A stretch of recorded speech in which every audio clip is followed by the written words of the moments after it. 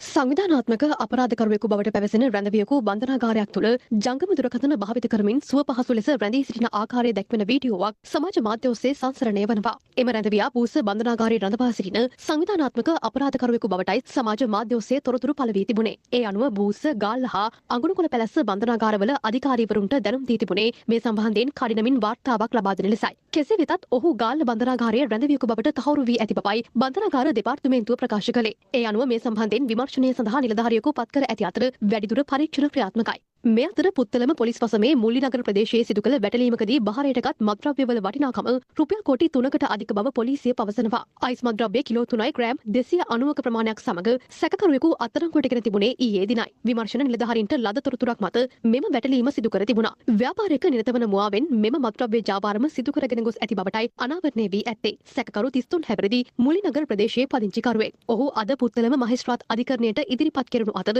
දින 7ක් රඳවා තබා ගනිමින් ප්‍රශ්න කිරීමටයි අධිකරණය අවසර ලබා දී ඇත්තේ. මේ අතර හෙරොයින් කිලෝ 6 ග්‍රෑම් 534ක් සමග අත්අඩංගුවටගත් කාන්තාව අද බලපිටිය මහේස්ත්‍රාත් අධිකරණයට ඉදිරිපත් කෙරුණා. ඒ මීඩියාගොඩ පොලිසියට ලද තොරතුරකට අනුව සිදු කළ විමර්ශනයකදී අත්අඩංගුවටගෙන ඇත්තේ 42 හැවිරිදි සීනිගම හික්කඩුව ප්‍රදේශයේ පදිංචිකාරණියක්. මෙම මත්ද්‍රව්‍ය තොගේ වටිනාකම රුපියල් කෝටි 10කට අධික බවයි පොලිසිය ප්‍රකාශ කළේ. අදාළ සැකකාර කාන්තාවගේ සැමියා විසින් මුහුදු මාර්ගයෙන් මෙම මත්ද්‍රව්‍ය මෙරටට රැගෙන විත් ඇති බවටයි විමර්ශනවලදී තහවුරු වී ඇත්තේ. ඔහුගෙන් මේ වන විට රැඳවුම් නියෝග මත ප්‍රශ්න කරමින් සිටින අතර සැකකාරිය අද බලපිටිය මහේස්ත්‍රාත් අධිකරණයට ඉදිරිපත් කෙරුණා. ඒ අනුව රැඳවුම් නියෝග මත ඈගෙන්ද ප්‍රශ්න කිරීමටයි අධිකරණය අවසර ලබා